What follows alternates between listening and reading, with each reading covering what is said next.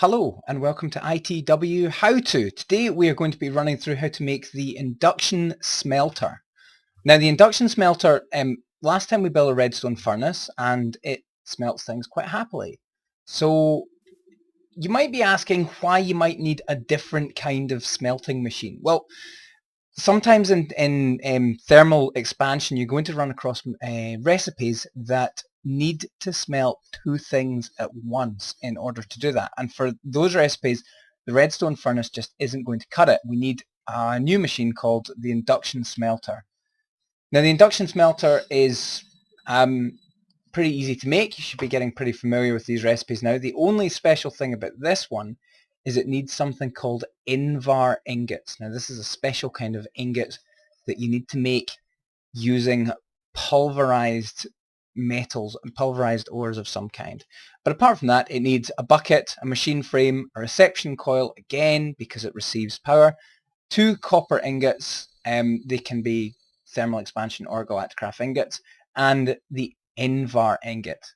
Now to make the invar ingot, you need to go to your pulverizer and crush one pulverized iron and a ferrous metal as well. Now, as I showed you in the pulverizer tutorial, when you crush pulverized iron, you sometimes get pulverized ferrous metal as a byproduct. So if you've managed to do that, then you're ahead of the game.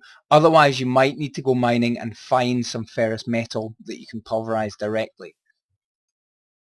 Once you've got your two pulverized iron and your pulverized ferrous metal, if you pop them in a crafting area, it doesn't matter how you arrange them, this recipe is shapeless, two pulverized iron and one pulverized ferrous metal, you get 3 invar blend dusts. And then I'll grab the invar blend dust, I'll pop it in the redstone furnace. We need 2 of these and it should pop out.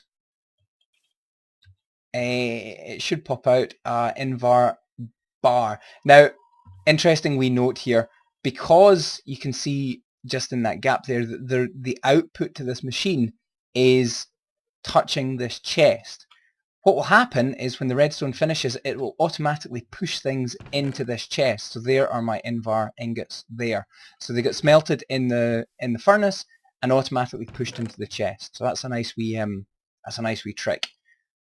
So for the induction smelter, we've got our invar ingots, 7 iron ingots we'll need, 2 copper ingots, 2 redstone, 2 gold, and 4 glass again. So I'll go over to the crafting table and I'll start building this. So the machine frame first, glass, glass, glass, glass, top, bottom, left and right, iron ingots in the corners, and a gold ingot in the middle to make the machine frame. We'll need to make a bucket, so just a U shape of iron to make the bucket. We need a redstone reception coil, so that's redstone at the top right, redstone at the bottom left, and gold ingot in the middle to make the reception coil.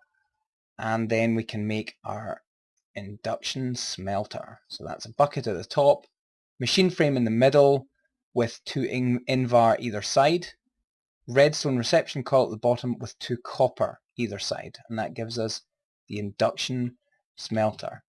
Now if I pop over here to where my power is and pop it down, again we have the different coloured sides. This time it's a bit more interesting. We've got purple and green for inputs. Because the induction smelter needs 2 things in order to work, you have 2 different coloured inputs. You've got purple and green.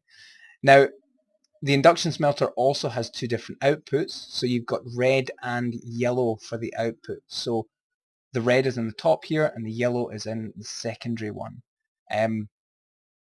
Again, you can change these to, if you change them to blue, if you change the side to blue, a blue will push things into either of these slots. So I'll switch that back to purple. And here if I change this to orange, an orange will pull out of either of these slots as well.